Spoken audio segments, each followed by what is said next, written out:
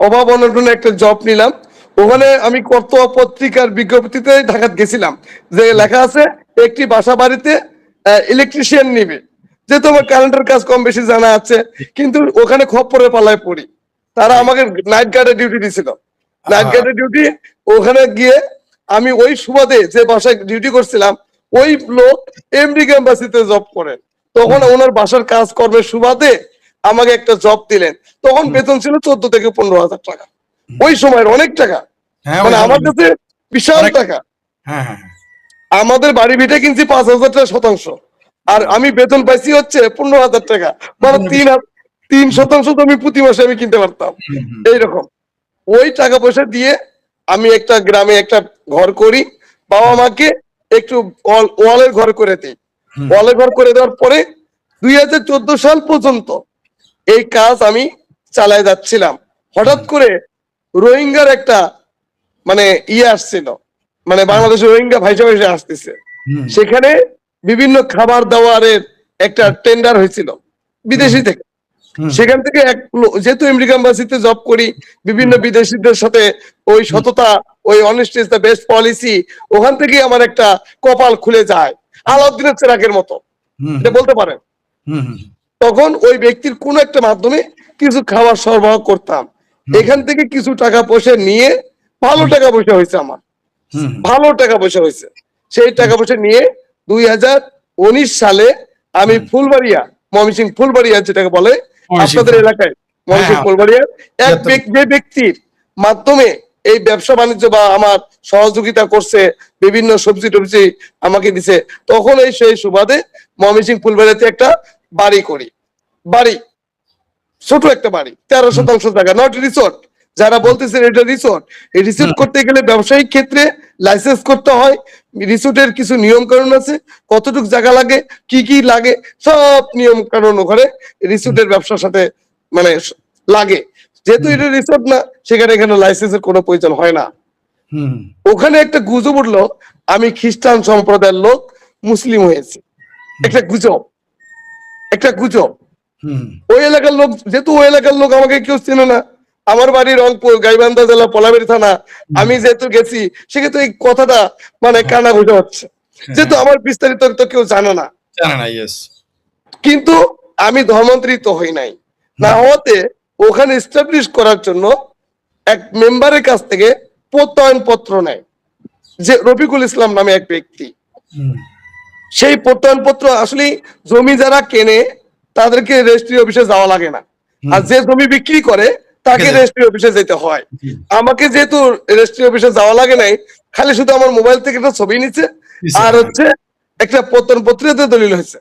ওই এলাকায় গুজব উঠছে আমি খ্রিস্টান, আমি খ্রিস্টান থেকে মুসলমান হচ্ছে অনেক কোটি টাকার এই এলাকার মানুষকে, মানে আপনারা একবার খ্রিস্টান বানাইছে, একবার মুসলমান বানাইছে, মনের মাধুরী মিশিয়ে যা যা বলে এটা বলতেই পারে। যেমন আমার সম্পর্কে বলে, আমার এলাকায় বলে একবার আমি কাদিয়ানি হয়েছি, আরেকবার বলে খ্রিস্টান হয়েছি, আরেকবার বলে যে হিন্দু হয়েছি, আরেকবার বলে নাস্তিক হয়েছি, এগুলো আমার ব্যাপারে বলে। জি প্লিজ। আচ্ছা, পরে আস্তে আস্তে এটা গুজব ছড়ালো। কোন এক সূত্রে কিছু দলীয় লোক, আওয়ামী লীগের বা কোন দলীয় লোক একটা মানে গুজব উঠলো এর কাছে কয়েক হাজার কোটি টাকা আছে, কয়েক হাজার কোটি টাকা আছে। তো আমি এখন চিন্তা করি, আমি ঋণও করলাম, এই বাড়ি করতে গিয়ে 60-70 লাখ টাকা ঋণ করলাম। আর বিশেষ করে আপনি জানবেন কিনা, ফুলবাড়িয়ার যে এলাকাটা, এটা সবচেয়ে গরিব একটা এলাকা, ময়মনসিংহের ফুলবাড়ি দরিদ্র এলাকা, রাইট, খুব গরিব এলাকা। এখানে যদি আপনি 500 টাকা দেন একটা নেতা কিনতে পারবেন আপনি। কি বলেন? এই অবস্থা, এই মানে একটা মাই এক্সপিরিয়েন্স, মাই লাইফ এক্সপিরিয়েন্স। সেখানে বিভিন্ন নেতা ফেতা যখন আসা শুরু করলো, তখন আরেক পক্ষ, নেতাদেরও তো একটা পক্ষ বিপক্ষ আছে, তারা বিভিন্ন ভাবে মিডিয়াতে প্রচার করলো সে খ্রিস্টান, এই এলাকার লোকদেরকে সে খ্রিস্টান খ্রিস্টান ধর্মে ধর্মান্তরিত করবে। এই জন্য মানুষকে দান করতেছে, বিভিন্ন খাওয়াচ্ছে, দাওয়াচ্ছে, বিভিন্ন লোক আনাগোনা হচ্ছে। এইরকম গুজবে কিছু পত্রিকা আমার নামে ইয়ে করতে গিয়ে একটা ছেলের সাথে আমার পরিচয় হয়, মেহেদী হাসান মিরাজ। তার বাড়ি হচ্ছে ইয়েতে 30 সালে সে স্বাস্থ্য অধিদপ্তরে চাকরি করতেন। আপনি দেখবেন একটা ফেসবুকে র্যাবে ধরে নিয়ে যাচ্ছে 2জন ব্যক্তিকে, আপনি নিউজ দেখবেন, আপনি দেখবেন সেখানে ওই ব্যক্তি আমাকে ফোন করেছিলেন যে তুই এত বড় একটা সুন্দর বাড়ি, হয়তো বা আওয়ামী লীগের সাথে সবচেয়ে বড় সম্পর্ক থাকতে পারে। হুম, হুম। তখন উনি বলছিলেন যে আমি শালিকাতে আছি, মাগুরা শালিকায় ওর পোস্টিং হয়েছে, ও আসতে চায় 30 সালে, নিজ এলাকায় আসতে চায়, কিন্তু আমি তার সাথে কোনো টাকা পয়সা নেন, আমি এইরকম আশ্বাসও দেই নাই। কিন্তু তার বিরুদ্ধে যে অর্থ আত্মসাতের মামলা আছে বা বিভিন্ন ঝামেলা হচ্ছে আমি এটা জানি না। দেন না। তখন আমার কিছু নিউজ, ওই আমি মানুষকে খ্রিস্টান বানাবো, আমার হুম। কিছু নিউজ ওই 1000 কোটি টাকা হ্যাঁ, লোপাট করছি। মানে মানে প্রথমে আপনার খ্রিস্টান বানাইলো, এখন বানাইতেছে আপনি হিন্দু হয়ে টাকা পয়সা কামাবেন, কিন্তু আপনি যে ঋণগ্রস্ত গুচ্ছগ্রামে থাকেন এটা তো আর মানুষ জানতেছে না। জি, রাইট রাইট, আমি মানে আজকের যে খবরটা গুলো আমি কথাগুলো শেয়ার করতেছি, বলেন প্লিজ। একটি বিন্দু যদি কোনো মিথ্যা বলে থাকি, মাননীয় জনাব তারেক রহমান স্যার, পুরো ফ্লোর আপনার, আপনি মন খুলে বলেন, মানুষও জানুক, সারা বাংলাদেশ ভারতবর্ষ সহ পৃথিবীর অনেক মানুষ আপনার বক্তব্য শোনার জন্য প্রস্তুত রয়েছে। আপনার এই হ্যাঁ বক্তব্য আমরা দাবি হ্যাঁ, করব। আমি বলতেছি, আমি কথাগুলো বলতেছি। প্লিজ। এদিকে আমার কিছু নিউজ, বিপক্ষের নিউজ, আবার ওর বিরুদ্ধে কিছু মামলা, মানে আত্মসাতের, মানে ও যখন আমাকে ফোন করা শুরু করলো, এনএসআই ওকে ধরতে গিয়ে আমাকে ধরছে। হুম, এখন আমার কাছে 1000 কোটি টাকা আছে। তখন তখন র্যাবের এএসপি ছিলেন বিনা রানী, এএসপি টিকাটুলি 3। তখন উনি কি করছেন, স্বাস্থ্য অধিদপ্তরের একটা ওই যেটাকে বদলি বলে, বদলির যে কাগজ লেটার, এই জি। লেটারটা ও আমার হসপিটাল মানে হটস্পটে পাঠাইছিল, হটস্পটে পাঠাই দিয়ে যে বলছিল, হোয়াটসঅ্যাপে পাঠাই দিয়ে বলছে দাদা একটু দেখেন তো। এখন আমার মোবাইলে তো ওই ইয়েটাই আছে, অ্যাপ্লিকেশনটাই আছে। অবশ্যই। এখন এনএসআই ওকে খুঁজতে গিয়ে আমাকে অ্যারেস্ট করছে। যখন আমাকে অ্যারেস্ট করতে গেছে, তখন ওরা জানছে বিনা রানী এএসপি, ওই মহিলা খুব লোভী ছিল, খুবই সাংঘাতিক লোভী ছিলেন। আমাকে ধরার পরে বলতেছে তোর কাছে তো 5-6 হাজার কোটি টাকা আছে, মানে 5-6 হাজার কোটি টাকা আছে। আমি আমারও তখন ধরলে বলবে, আমারও যদি এখন ধরতে পারে বলবে তোর কাছে 10,000 কোটি টাকা আছে, আমারও ধরলে বলবে। জি, বলেন। হ্যাঁ, তখন আহ, উনি উনি একটা ফায়তারা করছিল। হঠাৎ করে আমাকে ফোন দিল এক লোক যে হরিদাস, তোমাকে, তোমার এক লোক গাইবান্ধা বাড়ি, তোমাকে সে হসপিটাল অ্যাক্সিডেন্ট হয়েছে, মহাখালীতে খাবার দাবার মানে কাঁচা বাজারের সামনে একটা খাবার দাবার হোটেল আছে। আমি বাসা আমার উত্তরে, আমি দৌড় দিয়ে গেছি রাত্রে 3টার দিকে, যা দেখি একটা লোক লুঙ্গি পরা আছে, আমিও লুঙ্গি পরা, যেহেতু আমার গ্রামের লোক একটা অসুস্থ, জি। ফোন আসছে, আমি দেখতে গেছি। এখন একটা লোক যখন হসপিটালে যাবে দেখতে, সে কি শেখ হাসিনার ছবি গোলায় ঝুলে নিয়ে যাবে? না। সে কি ভিজিটিং কার্ড নিয়ে যাবে শেখ হাসিনা? হুম, সে কি 4-5টা মোবাইল সাথে করে নিয়ে যাবে? যেহেতু সে মানে এমনিতে স্যাটিসফাই না যে কি যেন হয়েছে, কে অ্যাক্সিডেন্ট হয়েছে, সে হুঁশ জ্ঞানই নাই। রাইট। আমি টাকা মানে মানি প্যাকেটে আমার পকেটে 600 টাকা ছিল, ওটা নিয়ে আমি সেই মহাখালী গেছি, যাই দেখি চারপাশে র্যাপ দিয়ে মানে কালো টেপ লাগাই দিছে আমার মাথায়, পেঁচাই দিয়ে বলতেছে 50,050 কোটি টাকা দিয়ে দিয়ে আমার তোকে ছেড়ে দিই। আমি বলেছি হরিদাস, শ্রী হরিদাস চন্দ্র তরণী দাস, ডাচ বাংলা অ্যাকাউন্ট 6,070 টাকা আছে, 5,000 টাকা নিম্ন থাকতে হয় ওই অ্যাকাউন্টে, 5,000 টাকা থাকতে হয়, জি, মানে জি। সর্বনিম্ন 5,000 টাকা থাকতে হয়। এর কোনো টাকা থাকলে আপনি আমাকে সাথে দেন। কিন্তু হুম, এমন ভাবে কিছু সাংবাদিক টাকা না পেয়ে নিউজ করছে, যে নিউজ গুলোতে হাজার হাজার কোটি টাকার প্রমাণ পাওয়া যায়, হরিদাস বাবুর কাছে পাওয়া যায়, কারণ একটু যোগ করি, ইহুদিরা একটু যোগ করি, সরি। যেমন এই মুহূর্তে বেনজির সাহেব আমাদের যে র্যাবের প্রধান ছিলেন, তার ব্যাপারে হাজার হাজার কোটি টাকার অভিযোগ, চার্জশিট দিয়েছে 14 কোটি টাকার। জি, হ্যাঁ, মানে জি। তখন দেখছে যে খ্রিস্টান দেশেরা খ্রিস্টান থেকে খ্রিস্টান হয়েছে, খ্রিস্টান থেকে মুসলমান হয়েছে, তাহলে মনে হয় এর কাছে হাজার হাজার কোটি টাকা দিচ্ছে, মানুষকে ইমান তার নষ্ট করে ফেলাচ্ছে। তার মানে আপনার পরিচয় এখন, আপনি তো নিজে বলেন নিম্নবর্ণ হিন্দু, মানে হিন্দু, আবার আপনাকে খ্রিস্টান বানাইলো, মুসলমান বানাইলো, কত কিছু বানাইতেছে আপনাকে। জি, প্লিজ। মানে পদে পদে নির্যাতিত হচ্ছে, আমি পদে পদে নির্যাতিত। আমি জানি পরে ভালো কাজ এরকম, ভালো কাজ করতে গেলে এটা হয়। আমি একবার আমার এলাকায় খাদ্য বিনা টাকায় প্রতিদিন অন্তত চিন্তা করেছিলাম যে কয়েক মণ চাল রান্না করে খাওয়াবো দরিদ্র মানুষদের। আমাকে আমার এলাকার গোয়েন্দা সংস্থায় বলছে এবং আমার শুভাকাঙ্ক্ষীরা বলছে এই কাজটা কইরো না, পরে তুমি কেসে যাবা, এর পেট খারাপ হবে, তোমার মার্ডার কেস হবে। এগুলা বা ভালো কাজ আসলে করা বিপজ্জনক, এটা আমি জানি। আমি অনেক সমাজ কল্যাণমূলক কাজ করতে গিয়ে বিপদে পড়েছি। এটা আমিও ঢাকাতে প্রচন্ড গরমে পানি খাওয়াইতেছিলাম। ওই যে আপনি জানেন কার্ড করে, সেই কার্ড থেকে পানি এনে খাওয়ানো, মানে সুপেয় পানি। এটা করতে গেলে মতিঝিলে আমার কাছে এক এক জায়গায় 1 লাখ 1.5 লাখ করে চাঁদা চেয়েছিল। তারা ভেবেছিল আমার কাছে, আমাকেও বুঝি কেউ টাকা, কিন্তু ওগুলো আমার নিজের টাকা, আয় করা টাকা, জমি বেচার টাকা। জি প্লিজ ক্যারি অন। তখন আমাকে র্যাবের টিকাটলিতে নিয়ে গেলেন রাত্রের 4টা ভোরবেলা। ওখান হ্যাঁ, থেকে এনএসআই একটা গোপন কারখানা আছে, গোপন আস্তানা আছে, সেটা হলো বনানী জি, কমিউনিটি সেন্টারের নিচতলা আন্ডারগ্রাউন্ডে। জি, জি। ওদের একটা মানে ইয়ে আছে। ওখানে আমার ফিঙ্গার নিল, সবকিছু নেওয়ার পরে দেখলো শালা একটা ইয়ারে নিয়ে আসছো, ফকিরকে ধরে নিয়ে আসছো, ওর অ্যাকাউন্টে তো কোনো টাকাই নাই। যখন র্যাবে যেতে ধরছে, আর আমার মানে ওর কল মানে ওই ছেলের জন্য আমাকে যেতে ধরছে, তখন ফেসবুক থেকে ওরা শেখ হাসিনার ছবি নামায় ফেলালো, আমাকে দিয়ে শেখ হাসিনার ছবি অ্যাড করালো। করানোর পরে ও তাই নাকি? কিছু কিছু, হ্যাঁ, কিছু কিছু ভিজিটিং কার্ড তৈরি করলো। আরে বাবা, আমি হসপিটালে ডাক্তার রুগী দেখতে গেছি, কে মরলো কে বাঁচলো এটা দেখার জন্য আমি গেছি। আমি কি শেখ হাসিনার ভিজিটিং কার্ড কি এতগুলো নিয়ে গেছি? আর কেউ নিয়ে যাবে? কেউ নিয়ে যাবে? আপনি বলেন না। ঠিক এগুলো ছাপায়া 16/11/2022 সালে আপনার হচ্ছে কাউরান বাজারের র্যাবের মিডিয়া সেলে নিউজ করা হলো, বাংলাদেশের সবচেয়ে বড় প্রতারক হরিদাস বাবু। আচ্ছা, আপনার এখানে একজন কমেন্টস করেছে, সম্ভবত আপনারই শুভাকাঙ্ক্ষী।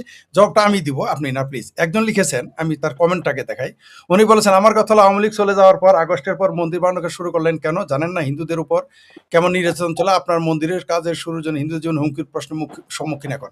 আমি জবাবটা দিয়ে দেবো আপনার পক্ষ থেকে। আপনি কি দিবেন পরে দিয়েন, আমি দিচ্ছি। ভাই, যদি উনি মন্দিরটা তৈরি নাও করতেন, এমনকি রাম বিগ্রহ তৈরি নাও করতেন, তাতে কি আপনারা ঝুঁকির মধ্যে থাকতেন না? বা তার আগে কি আপনারা ঝুঁকির মধ্যে পড়তেন না? বরং উনি তো দুঃসাহস দেখিয়ে, তিনি তার সাহস দেখিয়ে, তিনি তার সর্বস্ব, তার মেধা, শক্তি, অর্থ, সম্পদ, যোগাযোগ সব কাজে লাগিয়ে, তার স্বপ্ন কাজে লাগিয়ে একটা প্রতিষ্ঠান করতে চাচ্ছে। আপনি ভাই তা বাধা দেন কেন? বাংলাদেশে যদি এখন সব মন্দিরও, আপনি অর্ধেক মন্দির কালকে বাংলাদেশে ধরে নিলাম 1 লাখ, 5 লাখ, 3 লাখ মন্দির আছে, 1.5 লাখ কমাই দিলেন বলেই কি আপনার নির্যাতন কমে যাবে? না কমেছিল কোনোদিন? এগুলো কি বলেন ভাই? নিজে সাহস পান না, আরেকজন সাহস দিয়ে এগিয়ে আসছে, তাকে ভয় দেখেন কেন? বরং আমি জানি আপনার বেদনা বুঝি, আপনি যিনি কমেন্টস করেছেন তিনিও হয়তো নির্যাতিত নিপীড়িত, এই দুঃখে বলেছেন। আশা করি আমাদের জবাবটা পেয়ে গেছেন। না, আমার কাছে ব্যাখ্যা আছে, এটার ব্যাখ্যা আছে আমার কাছে, আমি একটু পরে বলতেছি দাদাকে। সে আমার সনাতনী, আমার দাদা আমার কলিজার লোক, আমি একটু উত্তর দেব। আচ্ছা, আচ্ছা, আচ্ছা। হ্যাঁ, তখন আমি যখন দেখছে ইনভেস্টিগেশন করে যে আমার কাছে কোনো টাকা পয়সা নাই, জি, জি, একদমই নাই, মানে জি, আমাকে যে জামিন করবে সেই জি, রকমও লোক নাই, টাকা পয়সা নাই। জি, জি। তখন ১ ওই সেকেন্ড, এলাকার ১ গুজব সেকেন্ড, শুনলো। ১ সেকেন্ড। প্রিয় দর্শক, একজন প্রশ্ন করেছেন, তার নামে অভিযোগ রয়েছে, ইত্যাদি, ইত্যাদি। তিনি তো অভিযোগের খণ্ডন করতেছেন, এগুলো শুনেন। অভিযোগ করলেই তার অভিযোগ, আমার নামেও তো অভিযোগ করলে কি তাহলে তো আপনারা মেনে নেবেন? অভিযোগ করলেই তো একটা লোক অভিযুক্ত হয় না। বেনজির আহমেদের বিরুদ্ধে ১,০০০ কোটি টাকা, হাজার হাজার কোটি টাকার অভিযোগ, তার এই বর্তমান সরকার তার বিরুদ্ধে তার দিয়েছে তদন্ত রিপোর্টে, চার্জশিটে লেগেছে ১৪ কোটি। তো একটা লোক অভিযোগ করতেই পারে, অভিযোগ উনি তো খণ্ডন করতেছে, শুনেন। এবং উনি তো লাইভে আসতেছেন, উনি তো প্রতারক যদি হইতেন তাহলে লাইভে হিসেবে কথা বলার হিম্মত তার হাতে। এতটুকু আপনারা যদি না বুঝেন তাহলে আমাদের কিছু করার নাই। তবু আশা করি ওনার বক্তব্য, আপনাদের যে অভিযোগ আছে, অবশ্যই কেউ কেউ হয়তো আপনার পক্ষেরই, তারা চাচ্ছে আপনি অভিযোগ খণ্ডন করেন, এবং আপনি অলরেডি করতেছেন। Please carry on. হ্যাঁ, তখন আমাকে 2000 কয়েক কয়েক মানে 13 থেকে 14 দিন জেল খাটার পরে, তেরো জি, থেকে চোদ্দ দিন ওরা প্রমাণ করতে পারে নাই যে আমি দুর্নীতিবাজ। ওই মামলা ছাড়া আমার জীবনে একটা মামলাও কেউ করতে পারে নাই। যদি হাজার হাজার কোটি টাকা মারতে হবে, তাহলে তো অনেক জায়গা থেকে মামলা হওয়ার কথা ছিল। রাইট। মানে ওরা পরে তখন ডিবিতে নিয়ে গেছে আমাকে, ডিবিতে নিয়েছে না, আপনার নামে তো আমরা যে, আমার মামলার বাদী কেন জানেন? কে? র্যাবের একটা লোক, তার সে 400-500 মামলার বাদী, মানে বাদীও খুঁজে পায়নি আমার। ও আপনার মানে, থ্যাংক ইউ ভেরি মাচ। প্রিয় দর্শক, আপনারা শুনলেন তো যে তার বাদী যে কে, সে বাদী কেউ খুঁজে পাওয়া যায় না। তাহলে অভিযোগটা কি এখন তো আপনারা বুঝতে পারতেছেন, তার বাদী খুঁজে মানে পাওয়া যায় আমার যে মামলার বাদী, ও হচ্ছে ওর কাজই হচ্ছে, যখন মামলা কেউ করে। বাদী না খুঁজতে পারে তখন ওই কামাল নাম টিকাতলি দেখবেন, খুঁজে দেখবেন রাজধানী মার্কেটে ঘোরাফেরা করে। ওই মানে 500, ৫০০ মামলার বাদী সে, এই সে পাটনা। 500 মামলার বাদী নাম হলো কামাল। তার সে কাজই হচ্ছে মামলার ভালো লোকদের কোনো বাদী না পাইলে উনি বাদী হয়ে মামলা করে। হুম, ধন্যবাদ এই তথ্য দেওয়ার জন্য। জি প্লিজ বলে হ্যাঁ, যান। তখন আমি বের হওয়ার পরে আমি যেহেতু টেকনিশিয়ান, আমার তো পেশা আছে, তখন ওই ফুলবাড়ির বাড়িটা আমি বিক্রি করে দিই 80 লাখ টাকা। না, ওখানে আর যাওয়া যাবে না, আমি একবারই ভুল করছি, ওখানে আর যাওয়া যাবে না। তখন 80 লাখ টাকা বিক্রি করে কিছু ঋণ শোধ করেছি। হুম যেহেতু আমি এলাকার অপরিচিত ব্যক্তি, আমার ওখানে কিছু দালাল বাটপার টাউট লোক যোগ দিয়েছিল। তারা বিভিন্ন ভাবে বিভিন্ন মানুষকে মানে উপস্থাপন করছে, ইনি আওয়ামী লীগের লোক, এই হরিদাস বাবুকে এই চাকরি সেই বিভিন্ন রকম বাক্যম। আপনি দেখেন, আপনি এক এলাকার লোক অন্য এলাকায় গেলে কি আপনি টাকা ধার পাবেন? না আপনি ঋণ পাবেন? না অসম্ভব, প্রশ্ন অসম্ভব। নিজের এলাকাতে আপনার ওই পাবেন পাওনা না। টাকা পাওনা টাকাই ফেরত পাই না। Yes, right. তখন আমি 2024 সালে যখন সরকার পতন হয়, তখনই আমি বাড়িটা বিক্রি করি, হুম তখনই বিক্রি করি। সেটাও এক আওয়ামী লীগের নেতা, নাম হলো আরিফ, ময়মনসিং এর হিমুর আড্ডা নামে একটা মালিক ছিলেন। হিমুর আড্ডার মালিক সাকির হাউস মাঠের পশ্চিম পাশে আরিফ ভাইয়ের কাছে 80 লক্ষ টাকা বিক্রি করি। ওখান থেকে কিছু টাকা আমার ছিল, সেইখান থেকে আমি কিছু টাকা এলাকায় নিয়ে আসি। নিয়ে আসার পরে আমার বাবা, আমার একটা ভাই আছে নবাবগঞ্জ দিনাজপুরে, তাকে ঘরের জন্য 2 থেকে 3 লাখ টাকা দেই, যে ভাই তুই ঘরটা কাজ কর। আমার বাবা কিন্তু এখনো কুচ্চগ্রামে থাকে। এত বড় আলিফ, এই যে মন্দিরটা, এত বড় কমপ্লেক্স, হুম আমি তো ভক্তের টাকা দিয়ে তো বাবা আমাকে সুখের শান্তিতে রাখতে পারতাম, একটা হাইস গাড়ি কিনতে পারতাম, একটা প্যাডো গাড়ি কিনতে পারতাম। আপনার টাকা দিয়েও পারতেন, কিন্তু আপনি তা করেননি। জি আমি ভারতে, আমার ভাই যে 3টা ভাই ভারত থাকে, 2000 অনেক আগে তারা গেছে ওখানে, ওই বিয়ে শাদী করে তারা কৃষিকাজও করে। এখানে কুচবিহার দিনহাটা কন্ট্রোলহাট এলাকা তাদের বাড়ি। শুনুক, যদি কোনো ভারতের কোনো সাংবাদিক থাকে, আমার ভাইদের চিত্র দেখুক, যে তারা কত কষ্ট করে জীবনযাপন করে, গিয়ে যায় দেখে আসুক। কুচবিহার দিনহাটা কন্ট্রোলহাট গ্রামে যায় তারা বসবাস করে। আমার লুকোচুরি কিছুই নাই। তখন 2024 সালে 10ই আগস্ট আমার গ্রামের ইয়ং জেনারেশন ছেলেদেরকে নিয়ে সেই 76% জায়গায় আমি 35,000 টাকা দিয়ে একটা ভিত্তি স্থাপন করা ছিল। বর্তমানে যে আমাদের টিটু চেয়ারম্যান, উনি সরকারি বাজেটে 2.5 লক্ষ টাকা দিয়ে এই মন্দিরের একটা জায়গায় কালী মন্দিরের একটা ভিত্তি স্থাপন করেন। আমি এই বর্তমানে যদি আমাদের টিটু চেয়ারম্যান শোনেন, হয়তোবা উনি বলতে পারবেন যে ঘটনা সত্য না মিথ্যা। ইনি বলেন যে এখানে কিছু কিছু মিডিয়া বলে যে এখানে মসজিদ ছিল। যদি গ্রামের নাম রামচন্দ্রপুর, মধ্য রামচন্দ্রপুর হয়, যেখানে জমিটা যদি 1787 সালে কৈলাস দিয়ে থাকে, তাহলে কত বছর আগে এখানে মসজিদ ছিল? আমি অনুরোধ করব, আমার এলাকাবাসী জানেন, পার্শ্ববর্তী মুসলমান ভাইরা এত বড় একটা মন্দির করলাম, কেউ বাধা দিল না, তার রহস্যটা কি এটাও জানতে হবে। কারণ বলেন, আপনার, আমরা শুনেছি, এখন যদিও বিতর্ক করতেছে, আমরা শুনেছি ভোটের সময় সবাই এই মন্দিরে গিয়েছিল, সব দল। না না, শুধু ভোট না, হ্যাঁ? আমি যখন মন্দিরের কাজ শুরু করি, হুম আমার পার্শ্ববর্তী যারা মুসলমান ভাই আছেন, হুম যারা আমার এলাকাবাসী আছে, আমাদের গ্রামে 3টা সমাজ ছিল। হুম হিন্দুদের মধ্যে 3টা সমাজ ছিল, তারা এক এক সময় এক এক পূজা করতো এই মন্দিরে। আমি 3টা সমাজকে এক করছি, কারণ 10-এর লাঠি 1-এর বোঝা। হুম আমি আমার পার্শ্ববর্তী মন্ডলপাড়া, হাঁসবাড়ি, শালমারা সমস্ত মানুষকে ডাকছি, তারা আসছে। এসে তাদেরকে আমি ডেমো করছি, ডেমো ভিডিও দেখাইছি, যে আমি এই সকল সনাতনীদেরকে নিয়ে, যে তোমার একটা আইডি ছিল, ফেসবুকের একটা আইডি ছিল, সবাইকে আগে থেকে আমি জানাইছি যে আমি একটা সুন্দর মন্দির করতে চাই। আমার কিছু বদনাম মানুষ যে বলতেছে, এইগুলো আমি একটা ধর্মের পথে যেতে চাই। তখন সকল সনাতনী উৎসাহ দিয়ে বললেন, আপনি মন্দির শুরু করেন, আমরা আছি।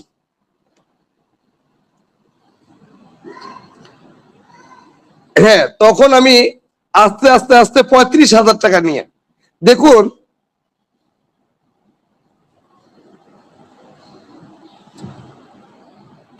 35,000 টাকা দিয়ে যেখানে মন্দিরের কাজ শুরু করলাম, দেখুন মসজিদ আর মন্দিরের কাজ, মসজিদ আর মন্দিরের কাজ যদি নিঃস্বার্থ ভাবে, সৎ ভাবে আপনি যখন তৈরি করা শুরু করবেন, ওপরওয়ালা এগুলো কাজ আটকায় না।